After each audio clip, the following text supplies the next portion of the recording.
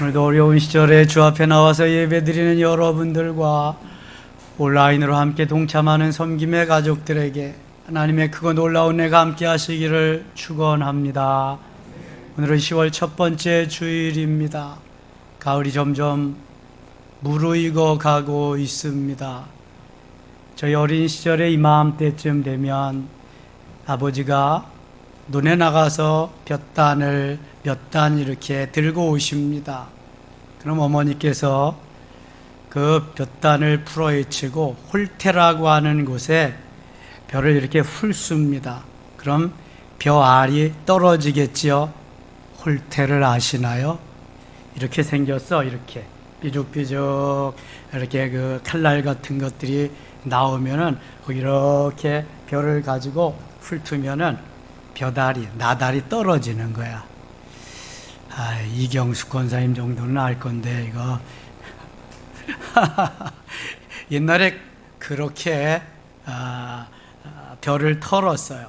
그리고 그걸 이제 키질을 하지요. 그럼 먼지도 나가고 알곡은 안으로 쭉정이는 다 나가고 그걸 가지고 절구에다가 갖다가 넣고 공이로 빻게 찌게 됩니다. 찌으면은 겉에 있는 그 벼 껍데기가 다 벗겨져요. 그럼 하얀 쌀알만 남습니다. 그걸 가지고 밥을 해 먹는 거야. 햅쌀밥이 되는 거죠. 햅쌀밥을 먼저 먹고 싶어서 그렇게 한 것이 아니라 먹을 것이 없으니까, 양식거리가 없으니까 좀 더 이런 벼를 미리 베다가 그렇게 해 먹는 거죠. 오죽하면 그렇게 해 먹을까. 보릿고개 시절이 너무 어려웠는데 가을이 좀 빨리 와서 추수하면 좋겠는데 그것도 안 되니까 이제 미리 그렇게 하는 거예요. 지금은 너무 좋은 시절에 살고 있습니다. 쌀밥만 먹는 사람은 그 사람은 건강하지 못하다고 잡곡밥 먹고 보리밥 먹고 사는 시대예요. 근데 우리 어린 시절에는 쌀밥 한번 먹어보겠다고 잎밥에 고깃국, 북녘 땅 애들이 하는 소리 우리가 그렇게 하고 살았잖아요. 이거 신세대가 쉬어야 되죠. 신세대는 이게 마음에 와서 닿는데 신세대들은 이게 뭐 와서 닿아야지. 그런 시절이 있었습니다. 그 홀태가 조금 있는 거는 이제 터는데 좀 많으면은 그걸로 못해요. 그 다음에는 발로 이렇게 다작부작 하면서 그 터는 그 탈곡기, 그걸 이용하지. 탈곡기. 그거 조금 지나니까 발동기로 연결을 해서 큰 탈곡기가 돌아가요. 땅땅땅땅 돌아가면 갖다 대기만 있으면 막 털어져. 그 다음에 좀 지나니까 딸딸이 경운기가 와서 막 돌려주면 그냥 막 또 털어지고 탈곡기가. 요즘은 뭐가 해요? 콤바인이라는 기계가 해요. 콤바인. 그저 올라타서 운전만 하면은 털어지고 불려지고 곡식만 벼알만 딱딱 마대에 탁탁탁탁 채워져서 떨어지고 볏짚은 또 다 따로 이렇게 묶여지고 얼마나 좋은 시절인지 몰라. 그게 그래서 좋은 시절이 아니라 우리가 굶어서 먹을 것이 없어서 그렇게 어려움을 당하는 시절이 다 지나갔잖아요. 이게 하나님의 은혜입니다. 하나님이 도와주셔서 하나님이 잘 살게 하셔서 이 민족이 여기까지 온 줄 믿습니다. 바울을 바울 되게 한 것이 하나님의 은혜요. 대한민국을 대한민국 되게 하신 것이 하나님의 은혜고, 우리 교회를 우리 교회 되게 하신 것이 하나님의 은혜고, 나를 나 되게 하신 것이 하나님의 은혜인 줄 믿습니다. 사도 바울은 사도행전 9장 다메섹 사건이 있을 때 거기서 변화되어서 가짜인데도 진짜같이 그렇게 살았는데 거기서 진짜 예수님 만나가지고 진짜의 삶을 삽니다. 사도행전 13장에서 최초의 선교사로 기름 부음을 받고 바나바와 더불어서 세계 최초의 선교사가 됩니다. 멋있는 그리스도인이 됩니다. 멋있는 선교사가 됩니다. 사도 바울은 바리새인적일 때에 예수 그리스도를 진정으로 만나지 못했을 때에 그러한 모든 것을 다 내려놓게 됩니다. 예수님을 진정으로 만나니까 그런 자기가 귀중하고 소중하게 여기던 것이 다 쓰잘데없는 하찮은 것들로 그렇게 다가와서 배설물과 같이, 분토와 같이 다 버렸다고 했습니다. 이 사도 바울이요, 예수 그리스도를 진정 만나서 진짜가 된 다음에 그 내부에서 일어나는 변화는 이루 말할 수가 없었습니다. 그런 갈라디아서 2장 20절에서 나는 죽고 주님이 사시는 가치관으로 완전히 바뀌어지게 됩니다. 그리고 로마서 8장 28절에 모든 것이 합력하여 선을 이루게 하시는 가치관으로 자리매김하게 됩니다. 또 하나 고린도전서 10장 31절에 무엇을 하든지 하나님의 영광을 위해서 해야 된다고 하는 머리에서부터 발끝까지의 가치관이 형성되어지니까 이제는 뭐 좌고우면할 것이 없어요. 예수 그리스도만 바라보고 예수 그리스도만 신뢰하고 예수 그리스도만 소망하면서 오늘도 달려가게 된 것입니다. 그에게 바로 멋있는 그리스도인이 되게 하는 또 하나의 하나님의 말씀이 있다면 데살로니가전서 5장 16절로 18절까지입니다. 항상 기뻐하라, 쉬지 말고 기도하라, 범사에 감사하라. 그리하면 그리스도의 귀한 평강이 예수의 좋은 평강이 그리스도 예수 안에서 너희 마음과 생각을 지키시리라. 하나님께서 사도 바울로 하여금 항상 기뻐하게 하는, 언제 어느 때라도 환경을 초월해서 기도하게 하고 그 다음에 하나님 앞에 감사하게 하는 이 삶이 바울을 더 깊은 은혜의 세계로 이끌어 주게 되었습니다. 여러분 어떻게 사시기를 원하시나요? 항상 기뻐하며 살고 싶지 않으신가요? 언제 어느 때든지 기도하면서 살고 싶지 않으신가요? 감사하며 살고 싶지 않으신가요? 이것이 하나님의 뜻입니다. 이는 그리스도 예수 안에서 너희를 향하신 하나님의 뜻이니라 말씀하고 있습니다. 하나님의 뜻을 멀리 가서 찾을 필요가 없어요. 그래서 오늘도 사도 바울은 이러한 멋있는 영혼 몸에 예수 그리스도가 완전히 도배를 하는, 예수 그리스도가 아니면 모든 것이 아무런 재미가 없는 이러한 삶을 살아가게 되었습니다. 우리가 이미 메시지를 들었습니다만 사도 바울은 자기의 환상을 가지고 아시아에서 복음을 전하게 되었고 그렇게 전하기를 원했지만 성령께서 보여주신 환상을 따라서 저 소아시아 지역을 포기하고 보스포러스 해협을 지나서 유럽으로 갑니다. 마게도냐라고 하는 지역으로 갑니다. 거기에 가서 복음을 전하게 되지요. 그 다음에 행선지가 데살로니가입니다. 데살로니가 지역에 가서 많은 유대인들이 또 헬라인들이 그 다음에 저 귀부인들이 돌아오면서 나도 예수 믿고 나도 하늘나라에 가기를 원합니다 하는 사람들이 많이 늘어나서 얼마나 좋던지요. 그런데 그곳에서도 사탄의 역사는 있었습니다. 더 이상 데살로니가에서 복음을 전하지 못하게 되자 이번에 선교지를 옮긴 것이 바로 베레아입니다. 마게도니아 지역이 지금 그리스 지역입니다. 마게도니아에서 조금 데살로니가로 내려오고 그 다음에 베레아 지역으로 조금 더 이제 내려와서 복음을 전하는 겁니다. 오늘 본문 10절 말씀은 이렇게 말씀합니다. 10절 말씀 같이 읽어요. 밤에 형제들이 곧 바울과 실라를 베레아로 보내니 그들이 이르러 유대인의 회당에 들어가니라. 아멘.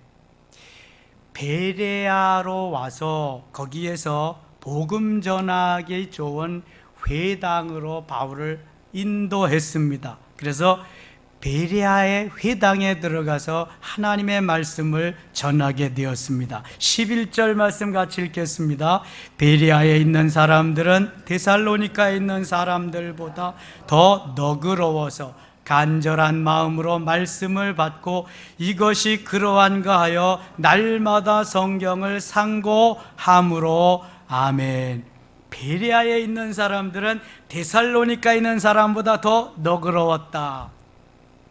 여러분, 데살로니가 교인들, 데살로니가 성도들이 정말 멋있고 부지런하고 아주 하나님이 보실 때 칭찬할 만한 교회였습니다.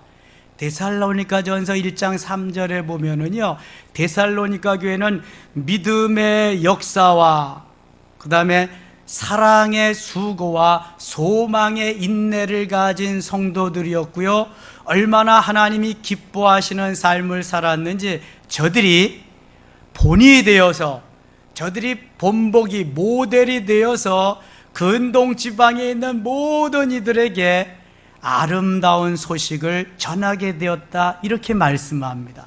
이게 데살로니가 교회인데, 베레아 지역에 있는 사람들은 데살로니가에 있는 사람들보다도 훨씬 더 부드럽다. 전의 성경은 훨씬 더 신사적이었다, 이렇게 기록하고 있습니다. 우리가 매너도 좋고 사람이 꽤 괜찮고 그런 사람을 갖다가 젠틀하다 그러잖아요. 저 사람 참 젠틀하다, 신사적이다, 부드럽다 그래도 좋아요. 그러나 요즘 글로벌 시대니까 젠틀하다 그러는 것도 괜찮네요, 그거. 그래서 신사를 뭐라 그래? 젠틀맨이라고 그러잖아. 여러분, 신사가 되시기 바랍니다.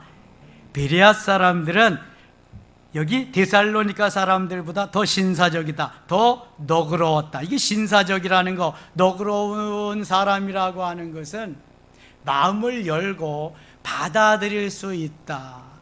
뭐 이거다 저거다 꼬치꼬치 캐묻지 아니하고 하나님의 말씀을 말씀으로 받아들이고 얼마나 더 내가 믿음을 굳게 하고 하나님을 더 기쁘게 하는 삶을 살 수 있을까 고민하면서 그렇게 살아가는 사람들을 신사적이다, 그리스도 안에서 젠틀한 부드러운 그리스도인들이다, 이렇게 말하고 있는 것입니다. 여기 데살로니카에 있는 사람들이 베레아에 있는 사람들이 데살로니카에 있는 사람들보다 더 부드럽고 신사적인데 거기에다가 간절한 마음까지 포함되어 있어요. 간절한 마음까지 플러스가 되어 있었단 말이죠. 그러니까 베레아 사람들은 참 멋있는 사람이다. 저들이 성경을 간절히 사모할 뿐만 아니라 부드럽고 신사적인 마음을 가졌는데 거기에 간절한 마음이 더 플러스 되어 있으니까 하나님이 기뻐하시는구나. 더 너그러워서 간절한 마음으로 말씀을 받고 이것이 그러한가 하여 날마다 성경을 상고함으로, 날마다 성경을 상고했다. 간절한 마음으로 말씀을 받았습니다. 간절한 말씀으로 말씀을 들었습니다. 근데 이게 정말 내 안에서 멋있게 소화가 돼서 역사할 수 있도록 더 간절한 마음으로 말씀을 받았다는 것입니다. 그런데 날마다, 그런가 하여 날마다 성경을 상고했다. 날마다 성경을 펴놓고 읽고 듣고 쓰고 암송하고 묵상했다는 것입니다.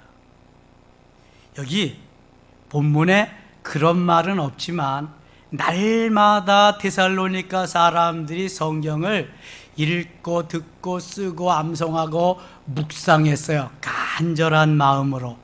혹시 데살로니가 사람들이 베레아 사람들이 그렇게 살지 못했어도 하나님은 우리에게 손가락을 5개를 주셨어요. 한 손에 5개, 양손하면 10개. 근데 양손까지 하면 복잡하니까 한 손만 가지고 한번 해보자고요. 가장 편리하게 사용하는 손을 한번 들어보세요. 손을 한번 들어보세요. 자, 이 손에는 몇 개의 손가락이 들어있어요? 들어있다니까 이상하다. 5개의 손가락이 달려있어요. 이거 왜 5개씩 주셨냐? 보기 좋으라고. 그렇잖아요. 4개만 다져 보기 얹지 않잖아. 여기 또 하나 없어 봐. 이것도 이상하네. 또 일하는 데에 효율적으로 할 수 있도록 하나만 없어 보세요, 여러분. 불편합니다, 일하는데. 왜 5개? 왜 다 내렸어? 내가 내리란 말도 안 했는데. 자, 저기 검지부터 한번, 여기 엄지, 검지, 장지, 애지, 약지 그렇잖아요. 하나님은 검지를 왜 주셨느냐? 하나님의 말씀을 읽으라고. 자, 읽고, 듣고, 쓰고, 암송하고, 묵상하자. 다시 한번 읽고, 듣고, 쓰고, 암송하고, 묵상하자. 이제는 따라하지 말고 시작. 읽고, 듣고, 쓰고, 암송하고, 묵상하자. 다시 한번 읽고, 듣고, 쓰고, 암송하고, 묵상하자. 아멘. 자, 손가락을 볼 때마다 그게 생각이 나야 돼. 이게 왜 이렇게 못생겼어 이거. 남들은 여기다가 뭐 아트, 네일 아트도 하고 그린다는데 이런 생각하지 말고 손가락이 보인다. 읽고 듣고 쓰고 암송하고 묵상하자. 여러분, 성경은 계속해서 읽어야 돼요. 읽으라고 주신 거야. 이거 폼으로 주신 게 아니야. 읽어야 돼.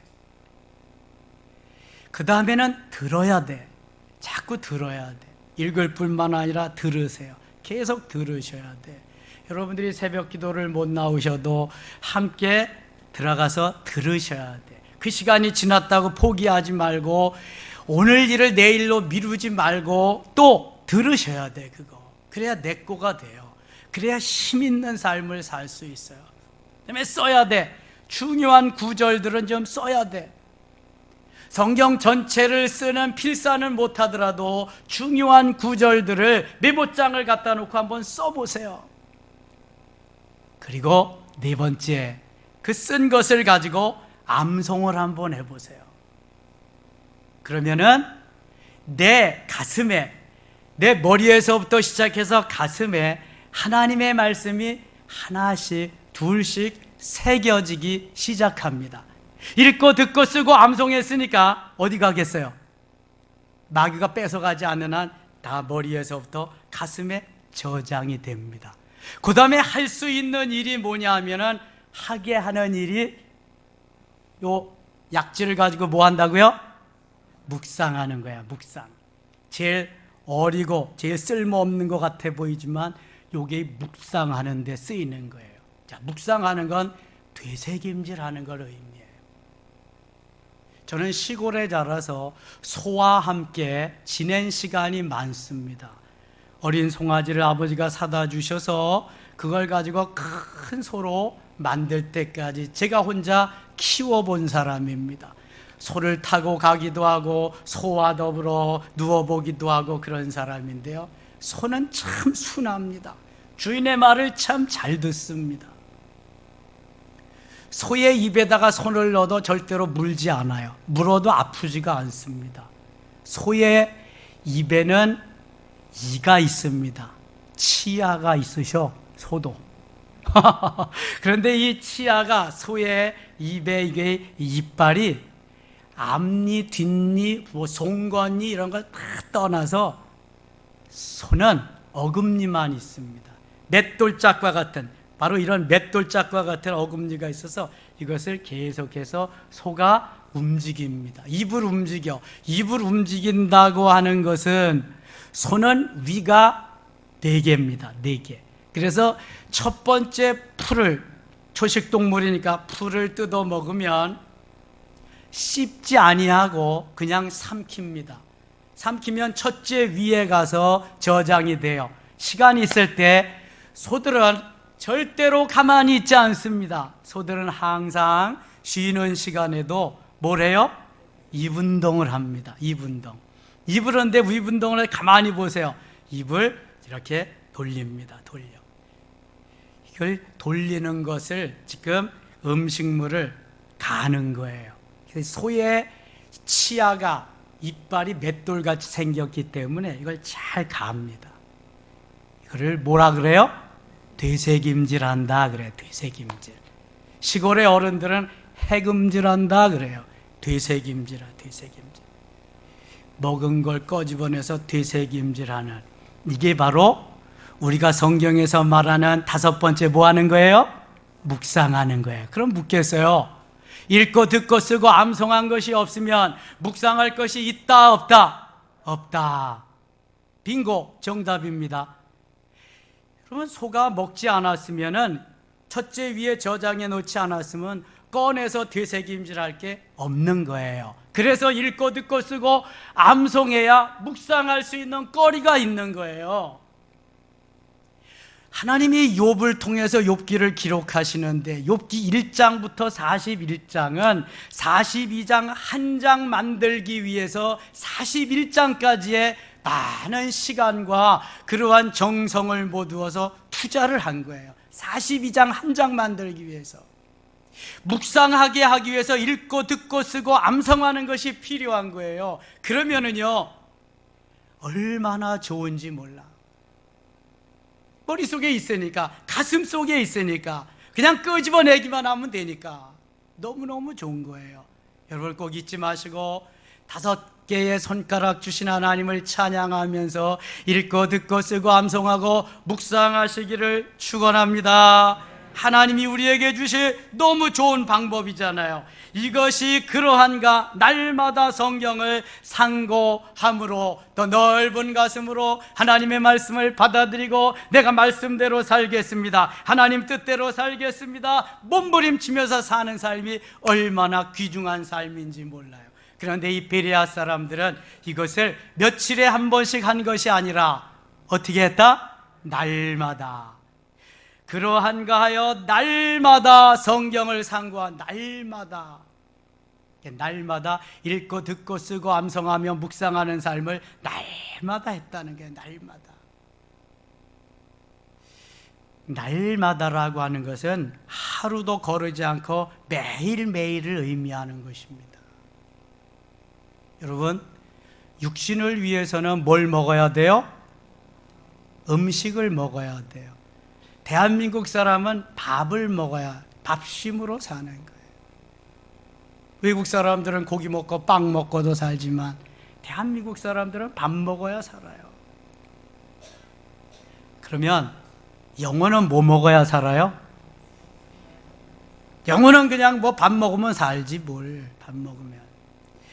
보이는 나는, 육체, 겉사람은 밥 먹으면 살아요. 음식물 먹으면 살아요. 그런데 진짜 나는, 요건 가짜 나거든. 요거 진짜 나는 보여요, 안 보여요? 안 보이는데, 안 보이는 가짜 나는 안 보이는 양식을 먹어야 돼. 그게 뭐예요? 말씀이요. 글자로는 보이지만 내 양식으로 들어갈 때는 안 보여, 이게.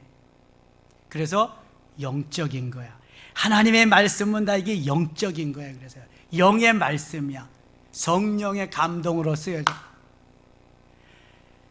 하나님의 감동으로 쓰여진 것이기 때문에 영적인 말씀을 우리들이 먹어야 내가 감동이 되어서 영적인 삶을 또 살아갈 수 있어요. 육신은 음식을 먹고 살고 영혼은 하나님의 말씀을 먹고 사는 거예요. 여러분 하루에 몇 끼 드세요? 몇 끼 드세요? 잘 몰라요? 여러분 하루에 몇 끼 드셔야 살아요? 3끼. 물론 다이어트 하는 사람은 2끼 먹는 사람도 있고 1끼 먹는 사람도 있고, 근데 영양실조 걸린다. 다 먹고 다이어트 하세요. 예? 또 다이어트 좀 안 하면 어때? 그냥 생긴 대로 사세요. 대신은 노력은 해야 돼. 훈련은 해야 돼. 하나님께서 우리에게 주신 내 옥체잖아. 내 신체가 귀하게 여기고 잘 관리를 해야 돼. 여러분들이 관리한 것만큼 보존이 되는 거예요.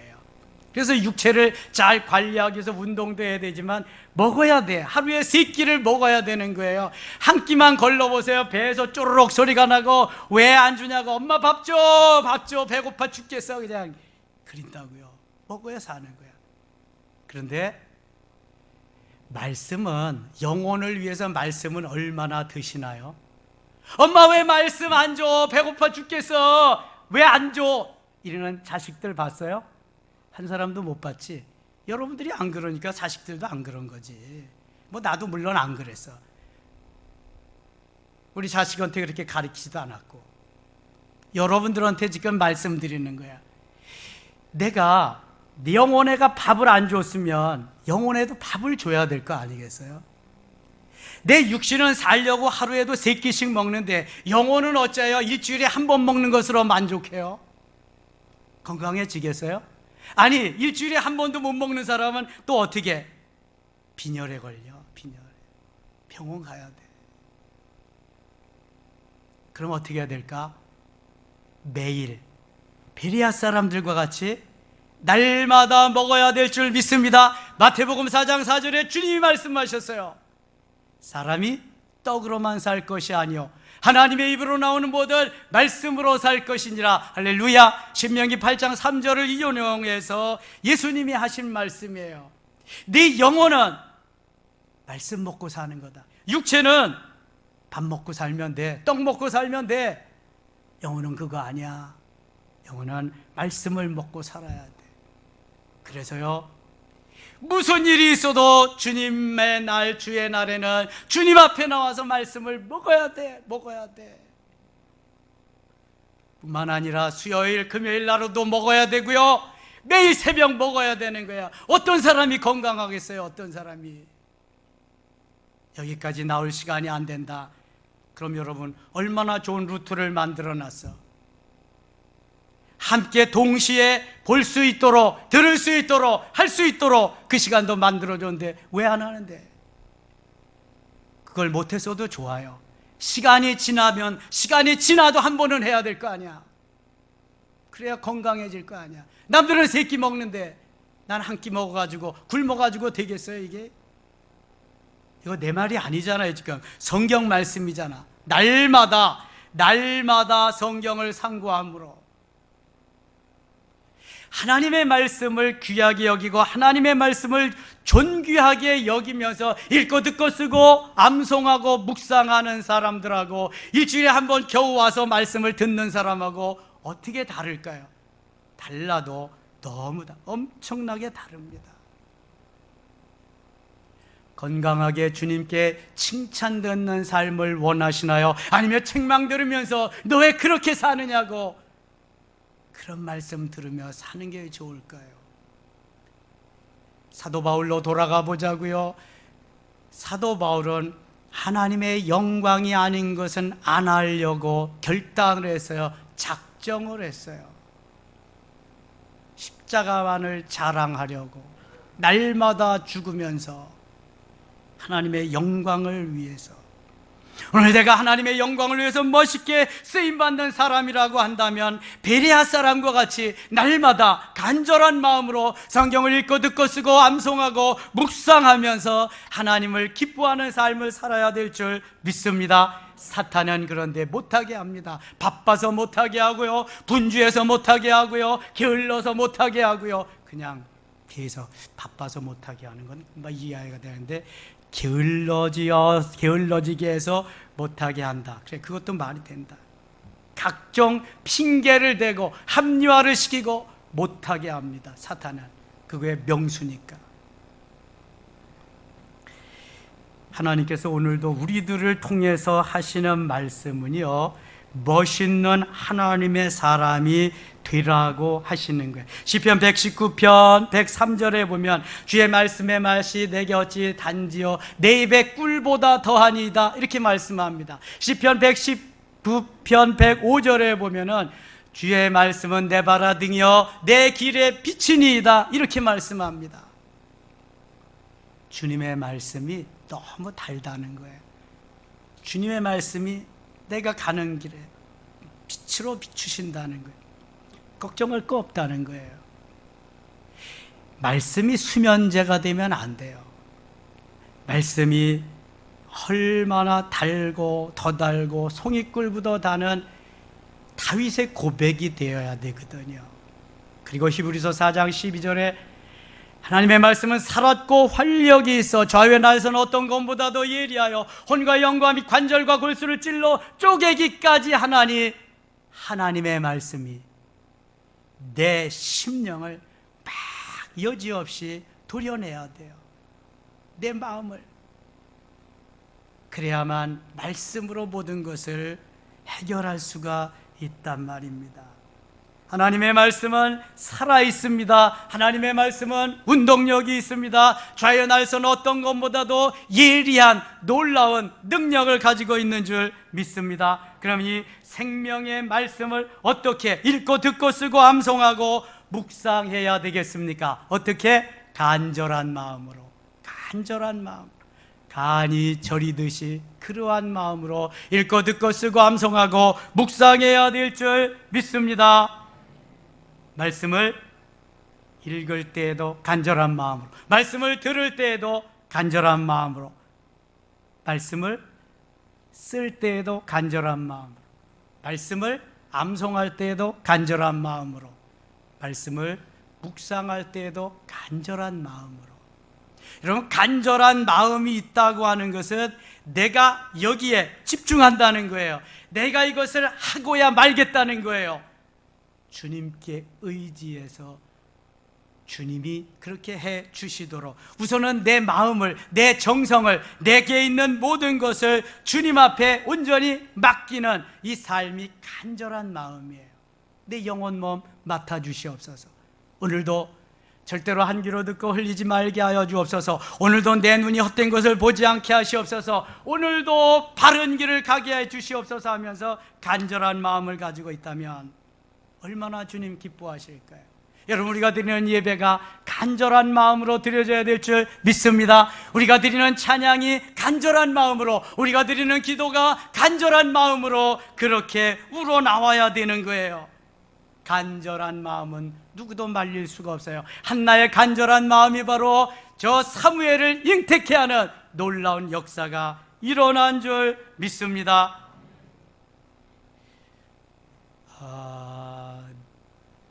느헤미야 8장에 보면은 거기에 포로로 잡혀갔던 유대 백성들이 귀환해서 정말 오랜만에 70년이 뭐예요?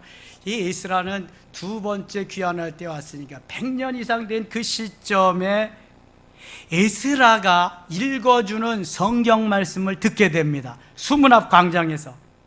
근데 그 말씀을 많은 사람들이 모여서 말씀을 듣는데 여기저기에서 아멘, 아멘 하면서 감격해 합니다. 그리고 엎드려져서 회개하면서 하나님의 은혜를 감사합니다.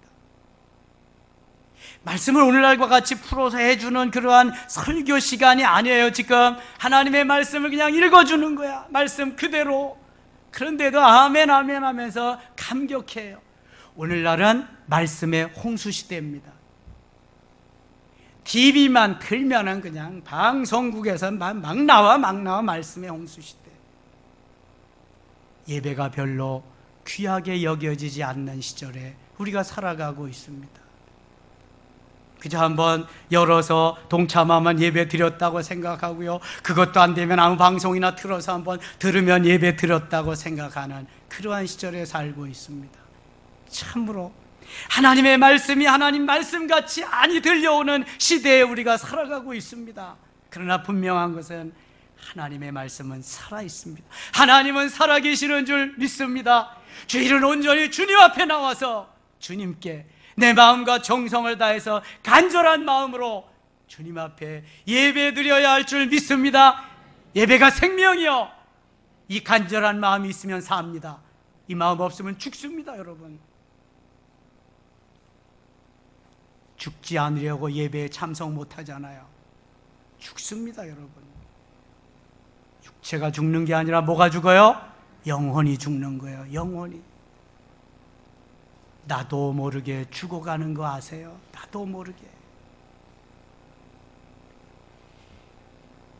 미꾸라지를 추어탕하는 거 아닙니다. 따 놓고 처음에 차가운 물에서요, 차가운 물에서 조금씩 불을 지펴가지고 따끈해지고 뜨뜻해지고 뜨거워지면은요, 얘네들이 거기에 스며들어가가지고 팔딱팔딱 뛰는 것도 안 해요. 그냥 죽어가 버려요. 나도 모르게 내 영혼이 죽어간다. 얼마나 끔찍해요. 살아야 될 줄 믿습니다. 하나님의 말씀이 살았으니까, 하나님의 말씀은 하나님이시며 곧 예수 그리스도시니까 우리도 살아야 될 줄 믿습니다. 살기 위해서 읽고 듣고 쓰고 암송하고 묵상하면서 간절한 마음으로 동참해야 되는 것입니다. 고린도후서 1장 20절에 보면은 하나님의 약속은 얼마든지 그리스도 안에서 예가 되니 아멘하여 하나님께 영광을 돌리게 되느니라 말씀합니다. 아멘하여 하나님께 영광을 돌린다. 말씀을 들을 때에도 아멘, 말씀을 읽을 때에도 아멘, 찬양을 들을 때에도 아멘, 찬양단에서 찬양을 부를 때에도 아멘, 아멘. 내 입을 넓게 열라 내가 채우리라, 내 입을 크게 열라 내가 채우리라. 아멘 하면 하나님의 역사가 놀랍도록 임할 줄 믿습니다. 아멘하여 영광을 돌리는 삶, 간절하게 기다리는 소망하는 마음으로 아멘을 하면은 하나님 더 기뻐하시겠지요. 간절한 마음 얼마나 중요한가요? 누가복음 22장 44절에 보면 예수님께서 겟세마네 동산에 오르셔서 최후의 기도를 드리십니다. 최후의 기도니까 얼마나 간절한 마음으로 드리겠어요. 여러분이 오늘 마지막 날이라고 생각하고 마지막 기도를 드린다고 생각해 보세요. 얼마나 간절한 마음으로 드리겠습니까? 건성건성 지나치지 않겠지요. 예수님이 겟세마네 동산에서 기도하실 때 땀방울이 떨어지는 무엇과 같이 되었다? 핏방울 같이 되었다. 이렇게 간절한 마음으로 기도를 드렸다는 거예요. 같이 와서 함께 투게더 더불어 예배드리고 기도하고 찬양하는 시간 너무너무 중요합니다. 그런데 거기에 플러스 알파 간절한 마음이 더해진다면 우리 하나님 얼마나 더 기뻐하시겠습니까? 하나님이 찾던 그 사람이구나, 하나님이 인정하시는 겁니다. 베드로가 옥에 갇혔을 때 초대교회 성도들은 베드로를 위해서 간절히 기도합니다. 사도행전 12장 5절에 보니까 베드로는 옥에 갇혔고 교회는 그를 위하여 간절히 하나님께 기도하더라. 할렐루야. 어떻게 기도했다고요? 간절하게 기도했다.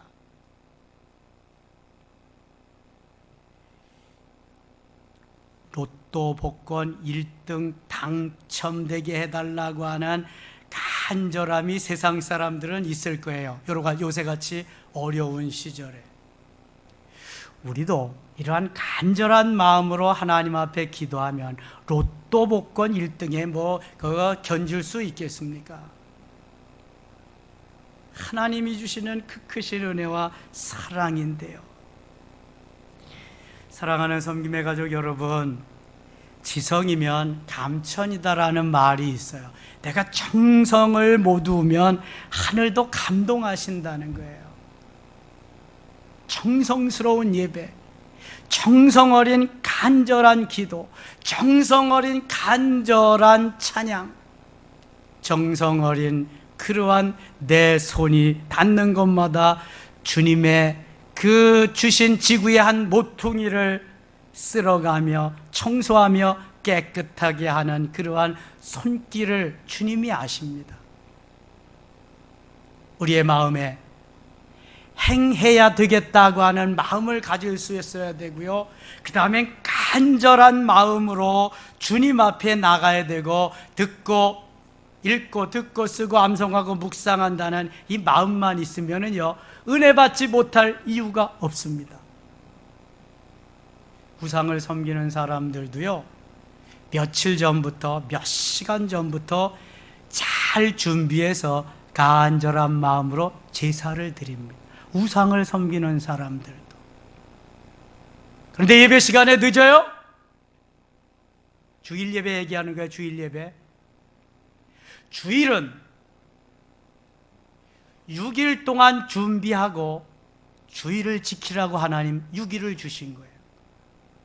주일이 얼마나 귀한 날이냐? 세상의 6일은 주일을 준비해서 너희들이 사용해라. 온 마음과 뜻과 정성을 주일을 준비하는 데 써라. 그리고 주일날이 되면은 너희들이 간절한 마음으로 예배하며 찬양하며 기도하며 정성으로 예배를 드려라. 이게 주일이요. 세상의 6일은 주일을 위해서 있는 거예요. 주일을 위해서. 그런데도요, 뭐 교회 안 나와도 되고 괜찮고 그래요?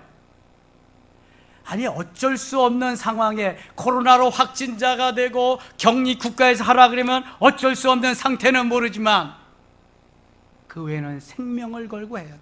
예배가 생명인 줄 믿습니다. 교회가 살아야 나라가 살고요, 예배가 살아야 교회가 사는 거예요. 따라합시다. 예배가 살아야 교회가 살고, 교회가 살아야 이 나라가 산다. 예배가 살아야 돼. 그래야 나도 살고 교회도 살고, 교회가 살아야 이 나라, 이 민족이 사는 거예요, 여러분. 그러기 위해서 우리가 간절한 마음으로 주님 앞에 나와야 되는 거예요. 우리 모두 베레아 사람들과 같이 간절한 마음으로 예배를 드리십시다. 간절한 마음으로 영성방 활동에 동참합시다. 간절한 마음으로 말씀을 받읍시다. 간절한 마음으로 은혜를 받읍시다. 간절한 마음으로 은사를 사모합시다. 간절한 마음으로 그 다음에 하나님의 음성을 사모하시기 바랍니다. 간절한 마음으로 코로나 종식을 위해서 기도하고요, 간절한 마음으로 백신 접종이 이제 80%, 90% 이상 되어서 세계 어느 나라도 따라갈 수 없는 접종률을 보여서 위드 코로나와 함께 일상이 회복되고 예배가 회복되면서 신앙생활이 회복되면서 하나님 기뻐하는 삶의 자리로 나갈 수 있기를 축원합니다. 특별히 간절한 마음으로 차별금지법, 평등법, 건강가정법, 동성결혼법이 국회에서 저지되고 마음껏 예배 생활할 수 있도록, 전도 생활할 수 있도록 기도할 수 있기를 원합니다. 이렇게 신나게 베레아에서 전도를 하면서 말씀 사역을 하는데요, 이렇게 했더니 성령이 얼마나 기뻐하기, 성령의 역사가 막 나타나기 시작하는 거예요. 12절 보세요. 그 중에 믿는 사람이 많고 믿는 사람이 많아지는 거예요. 최초로 복음이 전해지는 베레아 지역에 믿는 사람이 많아지는 거예요. 초대교회 역사가 여기도 막 일어나는 거예요. 또 헬라의 귀부인과 귀부인, 상류층에 있는 고관들의 아내라는 거지요. 귀부인과 남자가 적지 아니하나, 대개 남자들은 여인들보다 종교심이 약하거든요. 근데 남자가 심히 많이 또 모이는 거예요. 이렇게 많이 모여들고 나도 예수 믿겠습니다, 예수 믿고 구원받고 천국 가겠습니다. 사람들이 늘어나기 시작하니까 배 아파지는 무리가 있어요. 누가 배 아파질까? 사탄의 무리들이. 사탄의 무리 노릇하는 것들이 바로 유대인들이거든요. 또 쫓아와서 바울이 가는 곳마다 마귀 노릇하는 거예요. 13절 보세요. 데살로니카에 있는 유대인들은 바울이 하나님의 말씀을 베레아에서도 전하는 줄을 알고 거기도 가서 무리를 움직여 소동하게 하거늘. 데살로니카에까지 쫓아왔더니 이제는 베레아까지 쫓아와요. 바울이 가는 곳마다 쫓아갑니다. 이게 사탄의 세력들이야. 사탄을 물러가라, 너 신천지지, 말할 수 있어야 됩니다. 그래야 꼼짝 못하는 거예요, 이게. 그런데 워낙 그 세력이 강하니까. 또 바울이 잡혀 죽으면 더 이상 복음 사역 못 하잖아요. 그래서 형제들이 바울을 죽이면 안 되겠다 해가지고 몰래 바닷가로 가서 배 타고 다시 아테네로 보냅니다. 14절입니다. 형제들이 곧 바울을 내보내어 바다까지 가게 하되, 바다까지 가게 하고. 15절 같이 읽겠습니다. 바울을 인도하는 사람들이 그를 데리고 아덴까지 이르러 그에게서 실라와 디모데를 자기에게로 속히 오게 하라는 명령을 받고 떠나니라. 아멘. 아덴까지 바울을 가이드해, 인도해 줍니다. 아덴은 그 당시 거기에서 아주 종교심이 많은 사람들, 우상을 섬기는 사람들이 가장 많이 사는 그 지역이 아덴이에요. 오늘날 그리스의 수도 아테네가 그 당시 아덴이라고 했습니다.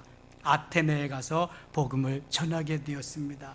사랑하는 여러분, 가을이 무르익어가는 좋은 결실의 계절에 우리도 간절한 마음으로 하나님의 말씀을 읽고 듣고 쓰고 암송하고 묵상합시다. 그리고 어려운 시절이 속히 지나가고 하나님의 역사가 우리를 통해서 일어나도록, 우리가 불쏘시개 역할을 하도록 깨어 기도하며 하나님의 영광을 드러내는 우리 모든 섬김의 가족들 되시기를 주의 이름으로 축원합니다.